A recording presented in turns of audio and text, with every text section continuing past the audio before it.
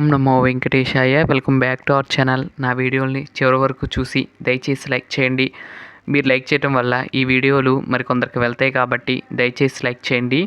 ఈరోజు వీడియోలో చూపిస్తున్నాను కదండి, ఇదొక వేణిమాలలో ఇదొక మోడల్ అండి. ఎలా అంటే మందార పువ్వు రేఖలు ఉంటాయి కదండి, ఇచ్చిన తర్వాత ఆ రేఖలతోనూ మరియు సన్నజాజులు ఉన్నాయి కదండి, పెరట్లో పోస్తున్నాయి కదా, అవి ఆ రెండు కూడా కలిపి ఈరోజు ఒక మాలను అల్లబోతున్నాను. అదే వీడియో అండి ఈ వీడియో. దయచేసి వీడియోని చివరి వరకు చూడండి, అప్పుడే అర్థమవుతుంది. కాబట్టి ఎవరు చూశారు కదా, ముందుగా అయితే మందారపు రేఖ తీసుకుని ఆ రేఖలో 2 పూలు సన్నజాజులు పెట్టి ఆ తర్వాత ఆ విధంగా వీడియోలో చూపించినట్లుగా పెట్టుకుని తర్వాత ఇలా కట్టుకుంటూ వెళ్తామేనండి. ఈజీగా కూడా రెడీ చేసుకోవచ్చు, కానీ రకరకాలుగా చేసుకోవచ్చండి.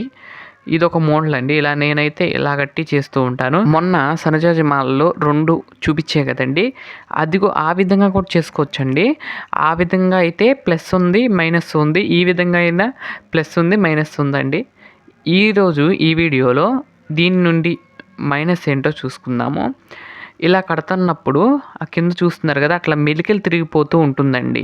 అది చూసుకుంటూ చేసుకోవాలి. ఇదైతే దాంట్లో మైనస్ ఏంటనుకోండి, అది మనం ఒక మూర కంటే ఎక్కువ చేయలేం. ఇదైతే ఒక 10 మూరలైనా సరే ఇలా కట్టుకుంటూ వెళ్ళచ్చు. దాంట్లో మాత్రం ఒక మూర కంటే ఎక్కువ కట్టలేము. అలా కట్టుకుని చక్కగా ఒకదాని మీద ఒక తర్వాతగా పెట్టుకుంటే లైన్గా ఉంటుంది. అలాగే మనకి ఏ షేప్ కావాలంటే ఆ షేప్ వస్తుంది. ఇది కూడా వస్తుంది, కానీ కొంచెం అటు ఇటు తిరుగుతూ ఉంటుంది. అది తిరగకుండా ఉండదండి, అట్లా తిరుగుతూ ఉంటుంది అటు ఇటు. ఈ విధంగా అయితే సన్నజాజి అలాగే మందారపు రేఖలతో కట్టిన మాల చాలా బాగుందండి. స్వామివారికి అలంకరించి కూడా చూపిస్తాను, వీడియోని స్కిప్ చేయబాకండి. నిన్న మందారపు మొగ్గలతో చేసి చూపించా కదండి, ఇచ్చిన తర్వాత ఎలా ఉందనేది. ఈరోజు వీడియోలో ఆ రేఖలతో కూడా కడతాం చూపించాను. దీంట్లో మైనస్ ఒకటేనండి, అలా మెడికల్ తిరిగిపోతూ ఉంటుంది, అంతేగాని మిగతాదంతా బాగుంటుంది. మనం ఈజీగా మాలలు అయితే కట్టుకోవచ్చు. మీరు కూడా ట్రై చేయండి. ఈ 2 మాలలు కూడా మీకు ఎలా ఉందనేది కామెంట్ చేయండి. వీడియో ఇలాంటి మంచి మంచి వీడియోలు ప్రతిరోజు అందిస్తాను, మీరు సపోర్ట్ చేస్తే కనుక. చూస్తున్నారు కానండి, ఎవరు కూడా లైక్ చేయట్లేదు. దయచేసి ఆ చిన్న విషయం కూడా లైకే కదండి, ఒక లైకే కదా, దయచేసి లైక్ కూడా చేయాల్సిందిగా కోరుకుంటున్నాను. ఈ విధంగా అయితే నేను సింపుల్గా అయితే మాల అయితే కడుతున్నాను, చూశారు కదా.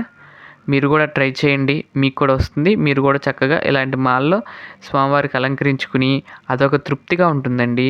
అది బయట తెచ్చిన మాల వేసినట్టు ఉండదు.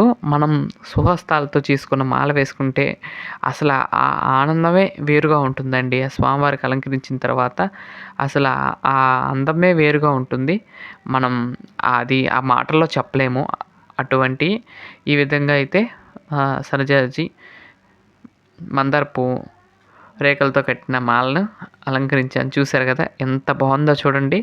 అలా మధ్యలో వైట్ కనపడుకుంటూ, అలాగే ఎల్లో కనపడుతూ, వాటి కాళ్ళు కనపడుతూ చక్కగా మొత్తం ఎలా అనిపిస్తుందంటే 3 కలర్స్ లాగా కనపడుతుందని, చూశారు కదా. రెడ్, వైట్, మళ్ళీ ఎల్లో, కొంచెం ఈ కలరు కలర్ ఉంది కదండి, ఆ కలరు. చక్కగా 3 కూడా చాలా బాగున్నాయి. ఈ విధంగా స్వామివారికి అలంకరించడానికి చాలా బాగున్నారు.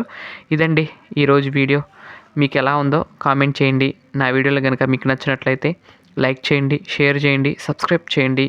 మరొక మంచి వీడియోతో రేపటి వీడియోలో కలుస్తాను. అంతవరకు సెలవు. నమస్కారం. ఓం నమో వెంకటేశాయ.